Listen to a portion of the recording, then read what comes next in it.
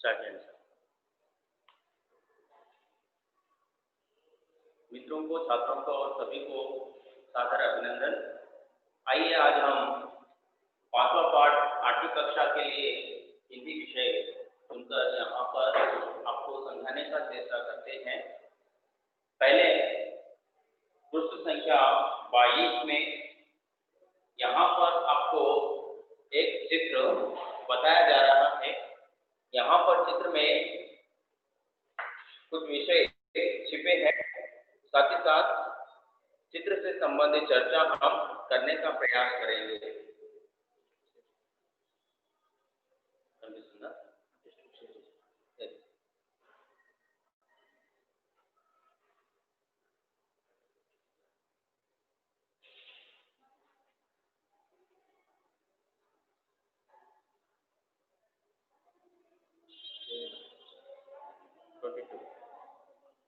Page number 22।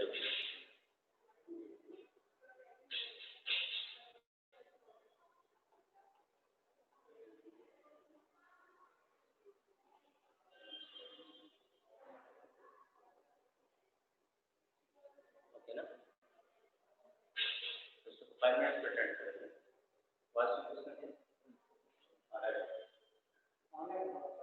आइए देखते हैं। यहाँ पर पहले हम पृष्ठ संख्या 22 में चित्र आपको दिखाई दे रहा है। इस चित्र में कई विषय, चित्र से संबंधित कई विषय हमें जुड़कर हैं। इसके बारे में हम बातचीत करेंगे, उसके बाद हम पाठ के ओर प्रस्थान करेंगे। ओके, तो चलिए देखते हैं। विषय में जाते समय यहाँ पर चित्र में आपको कई बातें नजर आते हैं। नजर आना मतलब दिखाई पड़ना। सूरज, चांद, सितारे, आकाश, सवेरे, अंधेरा, सारे बातें प्रकृति से जुड़े बातें हैं। चित्र प्रकृति से जुड़ा एक अनोखा चीज यहाँ पर आपको प्रस्तुत है। मतलब यहाँ पर मून दिखाई दे रहा है और साथ ही साथ स्टार्स भी है। पाठ का शीर्षक देखा जाए तो यहाँ पर टाइटल आपको धरती की आंखें दिखाई पड़ता है। धरती की आंखें टाइटल यहाँ क्यों दिया गया है? धरती की आंखें शीर्षक से हमें क्या मालूम होते हैं? आंखें तो सब लोगों के लिए दो आंखें सबके लिए यहाँ पर बताया गया है। तो आंखें तो देखने के लिए हम उसे उपयोग करते हैं। जो कोई भी दुनिया को यहाँ पर देखकर हम समझ सकते हैं आंखों के द्वारा। बहुत ही प्रमुख चीज है, अनोखा अंग है। और ये आंखें धरती के लिए भी क्या कुछ हो सकते हैं, प्रकृति के लिए भी क्या कुछ हो सकते हैं, इसी कल्पना के आधारित पर यहाँ पर लेखक प्रकृति को आपके सामने सोचने पर मजबूर करने हेतु या शीर्षक लगाते हैं, धरती की आंखें। धरती के लिए भी आंखें हैं। आज क्या करते हैं, देखते हैं दुनिया को, धरती के लिए भी आंखें हैं।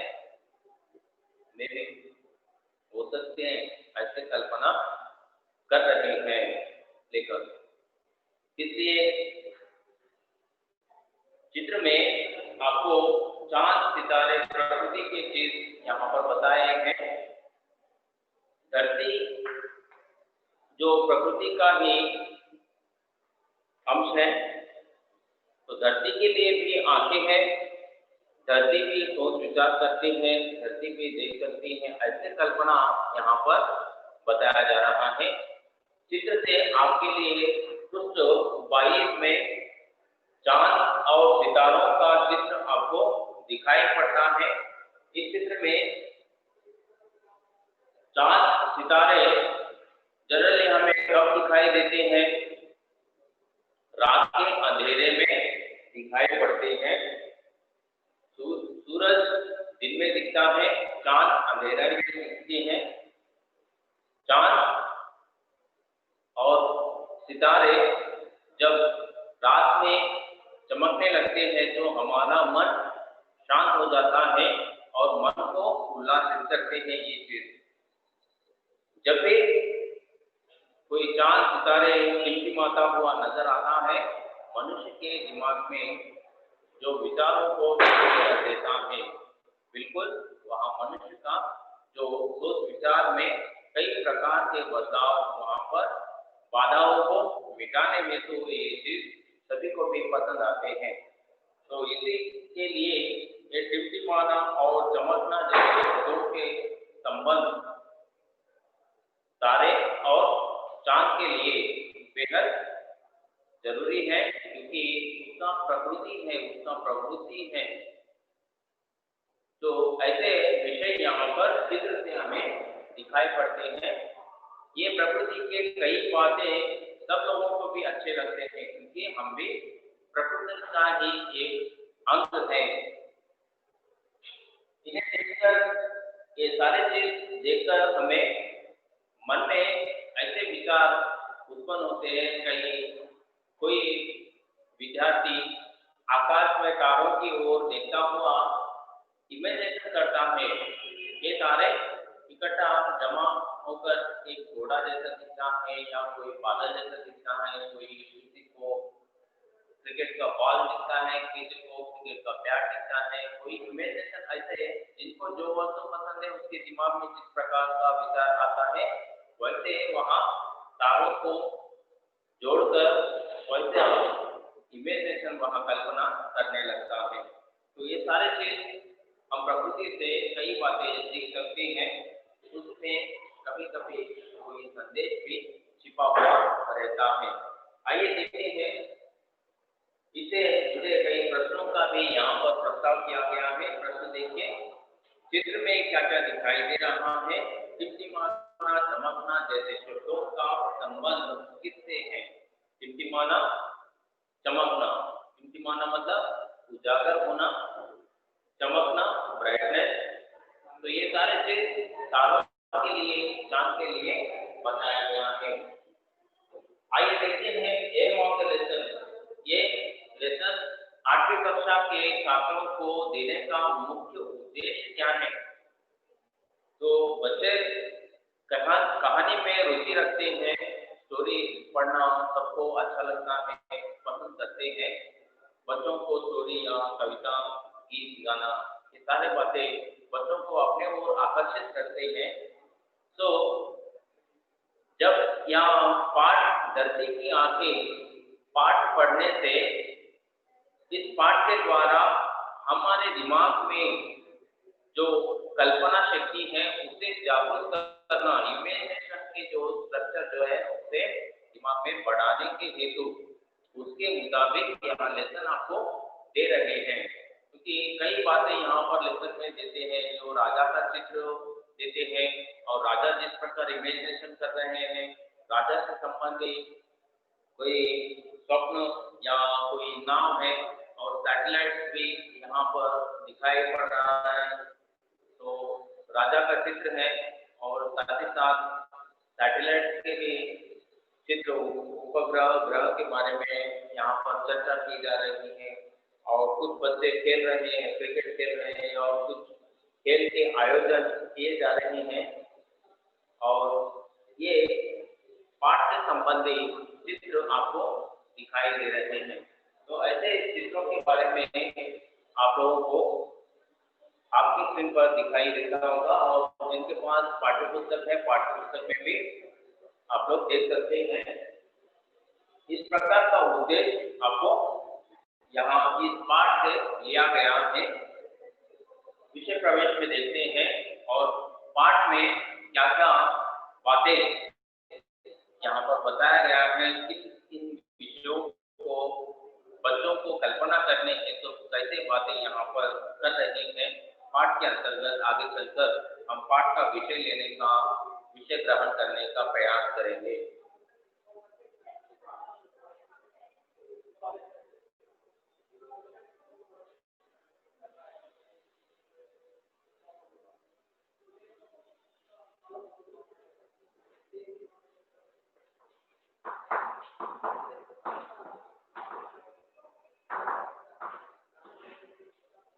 पहला पैराग्राफ है पेज नंबर 23 में, पृष्ठ संख्या 23, पहला पैराग्राफ।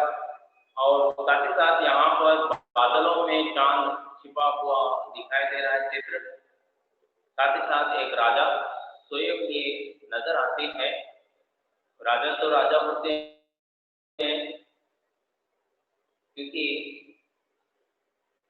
उनका जो जीवन विधि विधान है वह रोल मॉडल जैसा होता है। वैसे ही तो राजा बच्चों को यहाँ पर एक कल्पना शक्ति का उदाहरण प्रस्तुत करते हैं। यह पाठ आगे चलते हुआ नजर आता है। तो यहाँ पहला पैराग्राफ अनुच्छेद 1।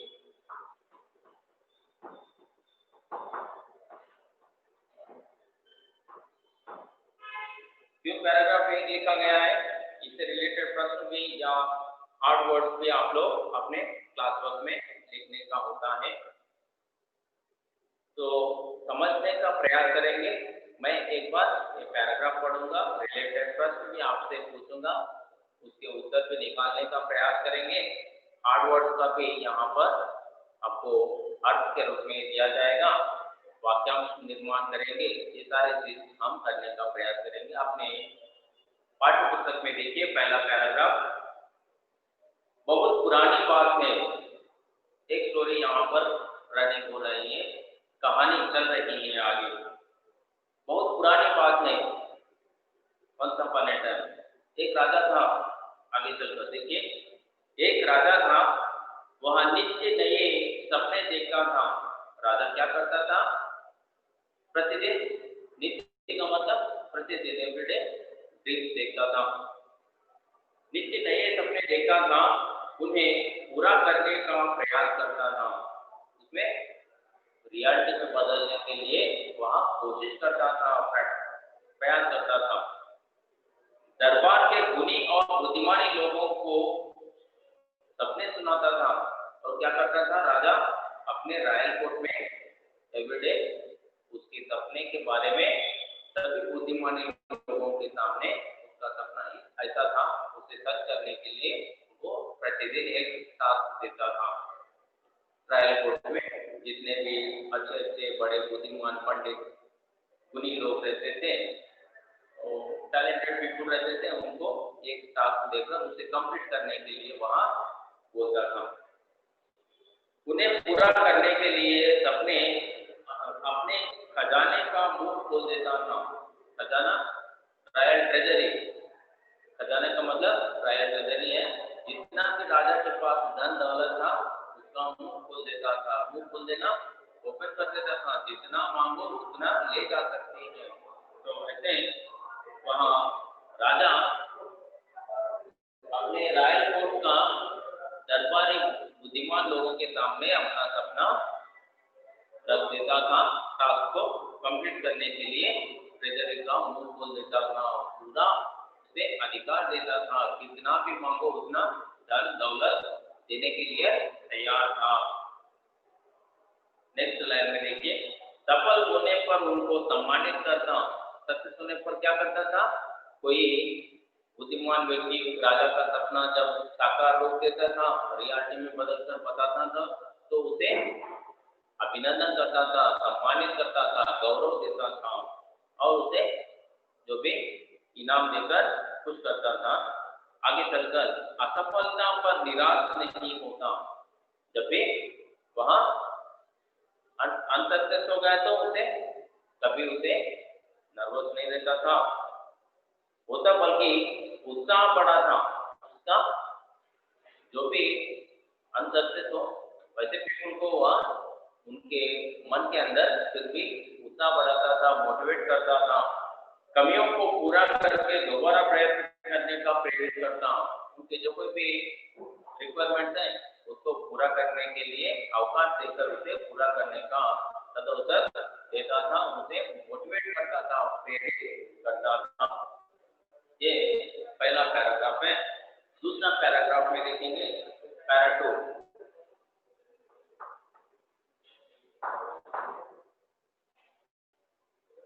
दूसरे अनुच्छेद में राजा के व्यवहार से सभी खुश थे।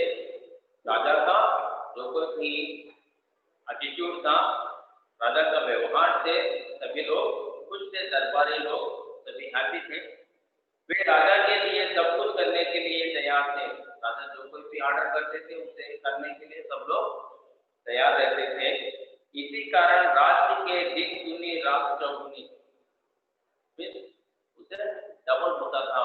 जो कोई भी आता था राजा का, जो कोई भी सपना था, एक के बदले वहां उसे दोबारा उसका दुगनी फल मिलता था।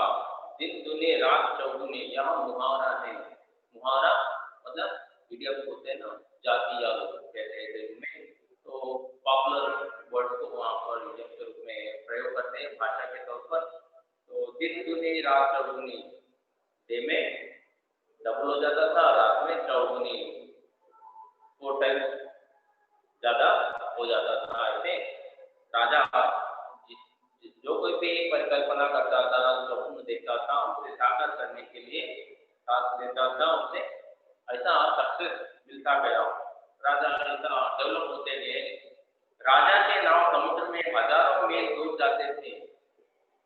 तो इस प्रकार उन्नति कर रहा था राजा, प्रतिदिन आगे बढ़ता था, डेवलप होते गए। पूरा का पूरा राज्य विस्तार होने लगा। आगे चलकर राजा के नाव भी दूसरे देश में जाकर व्यापार के लिए समुद्र में बहुत दूर जाते थे। इसी प्रकार उस राजा का राज्य दूर दूर तक फैल गया। तो जितना भी दूर जाते थे वहां तक राजा का राज्य विस्तार होने लगा, स्प्रेड होने लगा, उसका राज्य विस्तार होने लगा। किंतु इसके साथ साथ राजा की कठिनाई भी बढ़ती गई।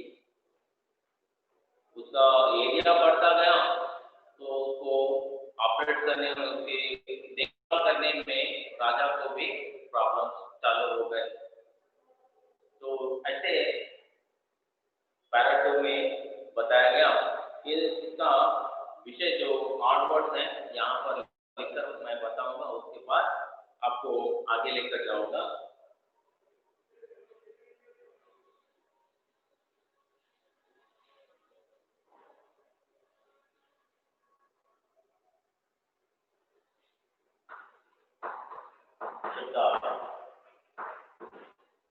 क्लास में लिखिए, सब लोग अपने क्लास में नोट कर लीजिए।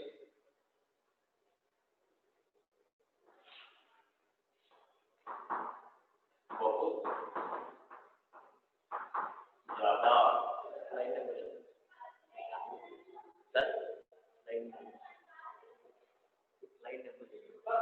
नंबर फर्स्ट लाइन सर,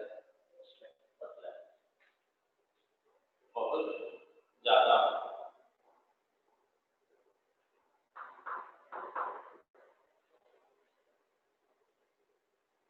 नीचे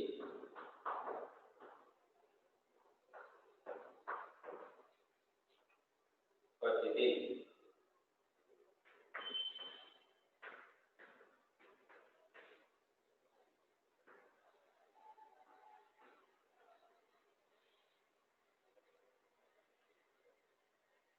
सबने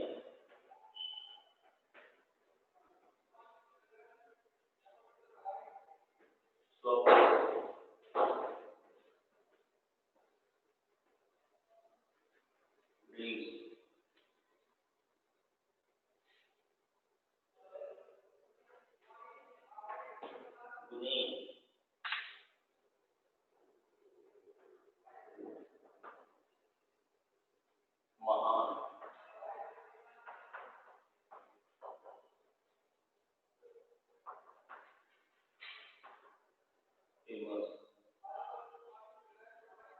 बुद्धिमान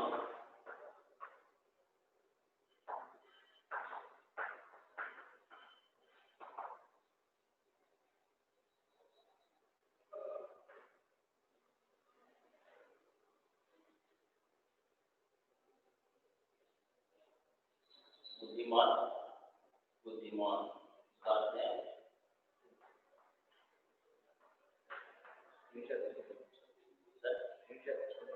हाँ, सब लोग अपने मोबाइल से स्क्रीनशॉट निकाल ले सकते हैं, निकाल कर अपने क्लास वर्क में नोट कर लीजिए। तो ये हार्ड वर्ड्स यहाँ पर लिखे हैं। साथ ही साथ वाक्य निर्माण भी हम यहाँ पर देख सकते हैं। ज्यादा वाक्य बनाइए, ज्यादा का वाक्य निर्माण करने होता है। मेरे पास ज्यादा पैसा है, ऐसे वाक्य आप लोग एग्जाम्पल के तौर पर तैयार कर सकते हैं। प्रतिदिन, मैं प्रतिदिन पाठशाला जाता हूँ, हर दिन भी आता है, हर दिन भी उपयोग कर सकते हैं। जो वर्ड आपको वाक्य निर्माण करने के लिए पूछते हैं वही वर्ड आप लोग वाक्य में बताना चाहिए, अंडरलाइन करना चाहिए। स्वप्न, स्वप्न में राजा स्वप्न देखता था, राजा प्रतिदिन स्वप्न देखता था। जैसे आप लोग तैयार कर सकते हैं। महान लोग थे,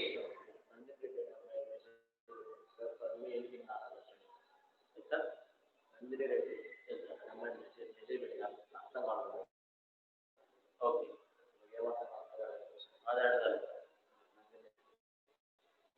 बताइए कहाँ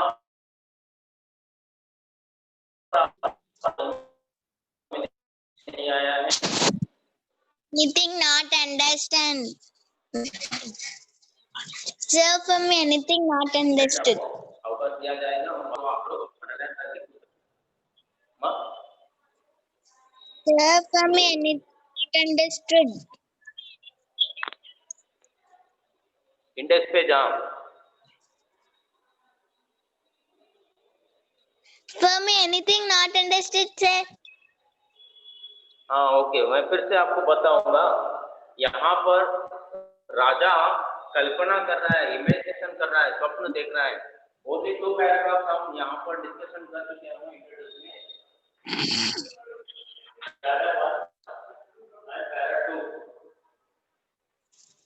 ये 2 पैराग्राफ हम यहाँ पर डिस्कशन कर चुके हैं। फर्स्ट पैराग्राफ में क्या है? फर्स्ट पैराग्राफ में राजा का रॉयल कोर्ट के बारे में बताया गया है। रॉयल कोर्ट में कौन कौन होते हैं? Talented people. Okay, royal court में पंडित लोग रहते हैं, गुणी लोग रहते हैं, दरबार में बड़े बड़े महान लोग बैठे हुए रहते हैं। एवरीडे राजा ड्रीम देखता है, वह ड्रीम को सक्सेस करने के लिए टास्क देता है रॉयल कोर्ट में। Is it clear? No, sir. Yes, sir. Is it clear? Yes, sir. First paragraph में यही है, एवरीडे ड्रीम को सक्सेस करने के लिए टास्क देता था रॉयल कोर्ट में। First paragraph, okay. Okay.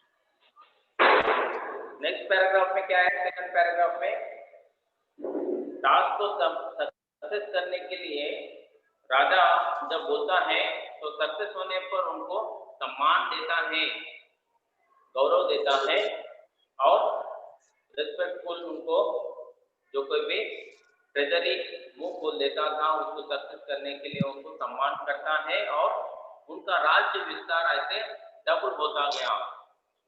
उनका जो भी राज्य है सेकंड पैराग्राफ में बताया गया है, राज्य वाइड होता गया। Okay, are clear? Yes, sir. समझ में आया है? समझ आएगी, sir. माँ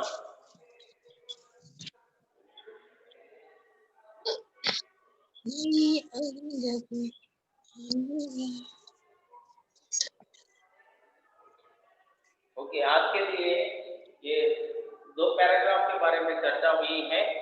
डाउट्स है तो हम फिर से हम यहाँ पर 5 मिनट चर्चा करेंगे। ओके,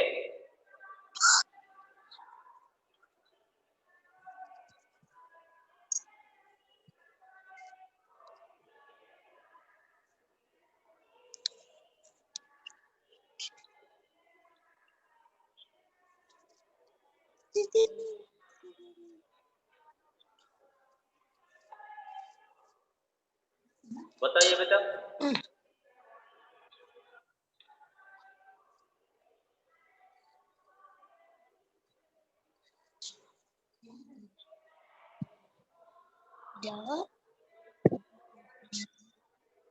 हेलो,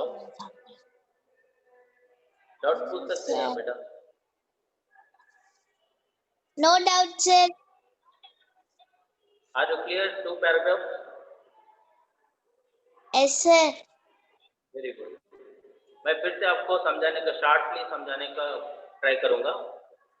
फर्स्ट पैराग्राफ में राजा ड्रीम्स देखता है एवरीडे। ओके, एवरीडे राजा ड्रीम्स देखकर उसे सक्सेस करने के लिए साथ ट्रायल कोर्ट में देता है। Clear? It is first paragraph. Second paragraph में राजा का टास्क जो भी सक्सेस करता है उसको इनाम देता है, सम्मानित करता है, रेस्पेक्ट। ओके, देन आफ्टर उनका टास्क कंप्लीट होने पर राजा का राज्य डबल होता गया, वाइड होता गया। Are you clear? It is second paragraph. Are you understand मा?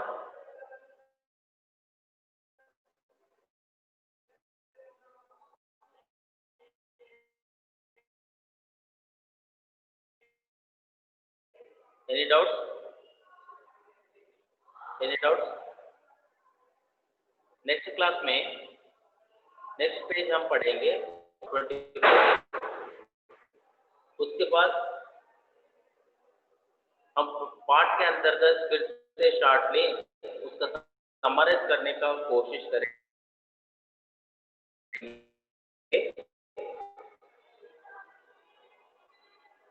आप एंटर करो, नोट कर लो, सेंटेंसेस फॉर्मेशन करो। देन आफ्टर ये लेसन कंप्लीशन के बाद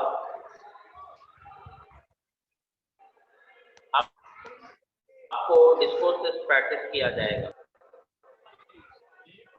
are you clear?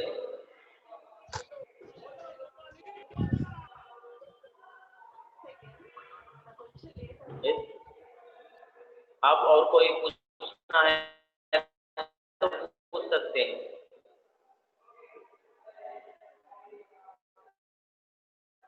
Any question?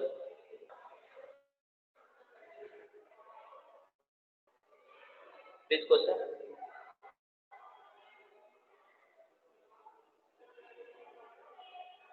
Question अडगंड्रा?